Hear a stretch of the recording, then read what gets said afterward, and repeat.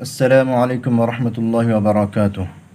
اس سبق میں ہم نقطوں کی پہچان کو سمجھیں گے کہ کن حرفوں پر کتنے نقطے آتے ہیں اور کہاں پر آتے ہیں، اوپر یا نیچے۔ سب سے پہلے حرف کے نیچے ایک نقطہ با، یہ ایک ہی حرف ہے جس کے نیچے ایک نقطہ آتا ہے۔ حرف کے اوپر دو نقطے تا، قاف، یہ دو حروف ہیں جن کے اوپر دو نقطے آتے ہیں۔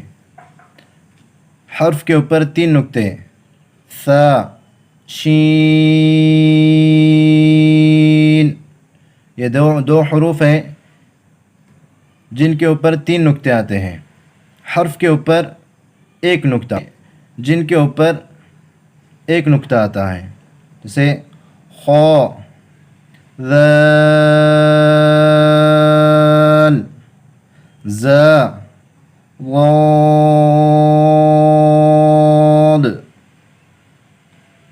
ظا، غین، فا۔